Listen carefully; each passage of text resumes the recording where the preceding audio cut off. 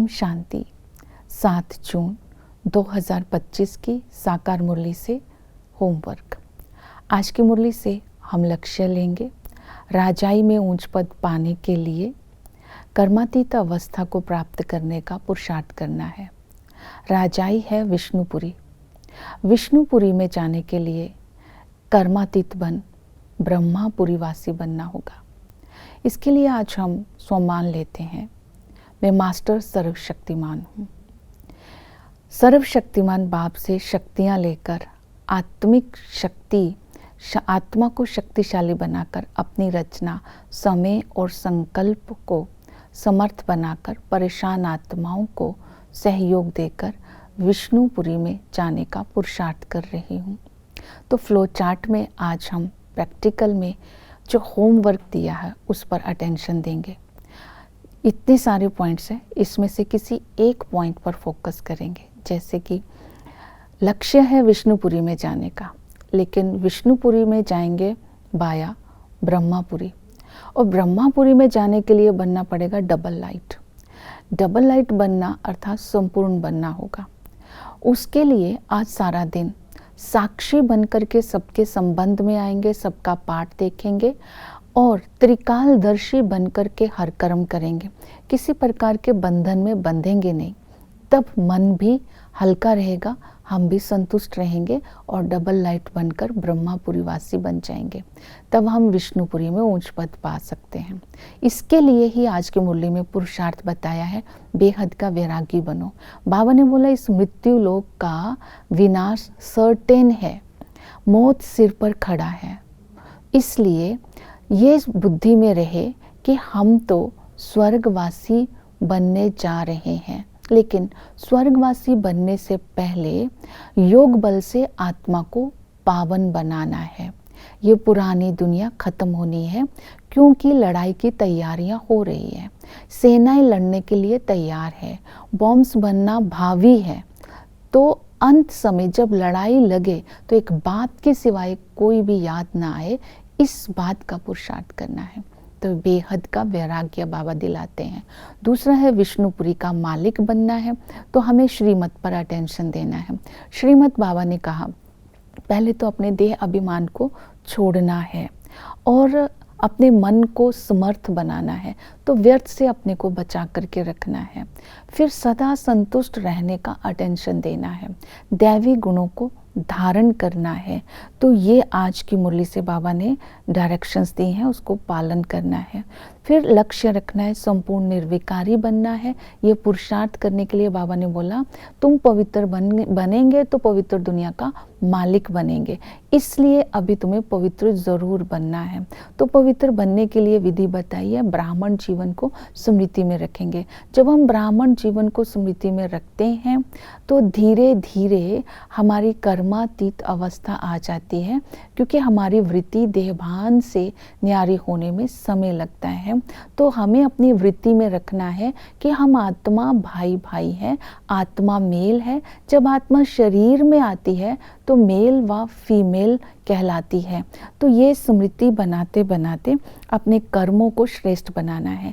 कर्मों को श्रेष्ठ बनाने के लिए त्रिकालदर्शी बन करके रहना है, आदि मध्य अंत को जान करके फिर कोई भी कर्म करना है और अपने संबंध संपर्क के बंधन से मुक्त रहना है। तो साक्षी दृष्टा बन करके हर एक के संबंध संपर्क में आना है, तो प्रभाव से मुक्त रहेंगे, बंधन से मुक्त रहेंगे। और मन को पवित्र बनाना है, तो मन को व्यर्थ संकल्पों से बचाना है और मन के अंदर समर्थ संकल्प लाने हैं, तो अंदर से संतुष्ट रहेंगे और डबल लाइट भी रहेंगे।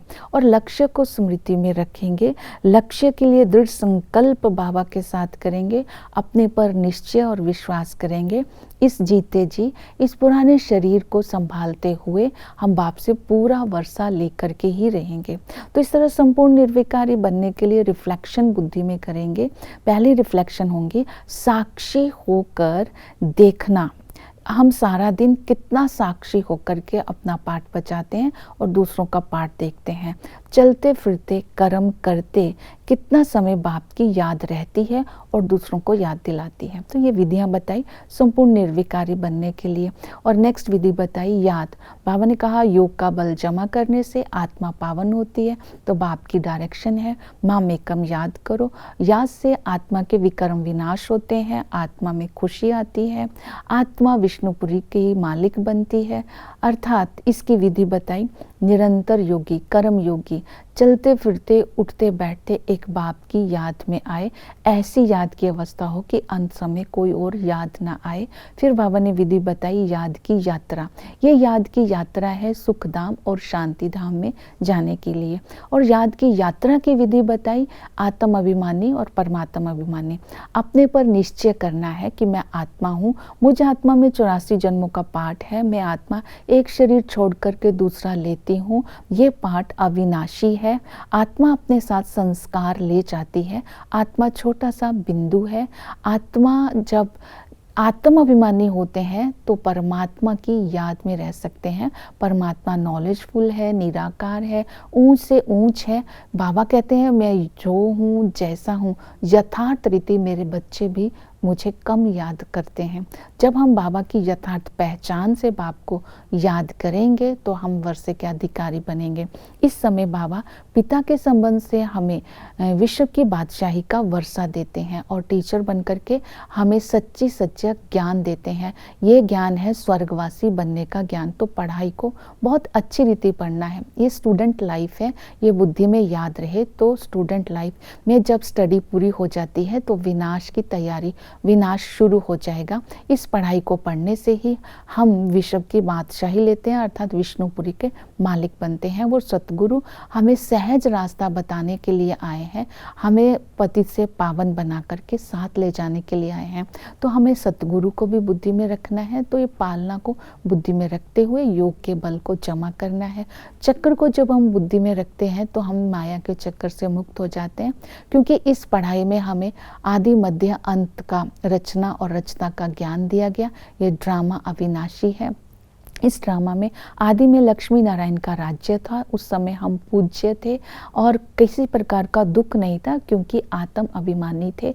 तो आत्मा का संस्कार आत्मा ले जाती है, लेकिन सतयुग में परमात्मा को भूल जाते हैं। इसलिए जन्म लेते लेते जब हम मध्यम में आते हैं तो आत्मा को भी भूल जाते हैं, परमात्मा को भी भूल जाते हैं, पुजारी बन जाते हैं, दुखी हो जाते हैं। अंत में बाबा आकर के हमें ज्ञान देते हैं कि अभी तुम ब्रह्मापुरीवासी हो। तो ब्रह्मापुरीवासी बनने के लिए कर्मातीत अवस्था को प्राप्त करना है, फिर तुम विष्णुपुरी का मालिक बनेंगे। तो ब्रह्मापुरी को हम संगम युग को भी बोल सकते हैं, और ब्रह्मापुरी जब हम फरिश्ता बन करके सूक्ष्म वतन में जाते हैं उसको भी कह सकते हैं।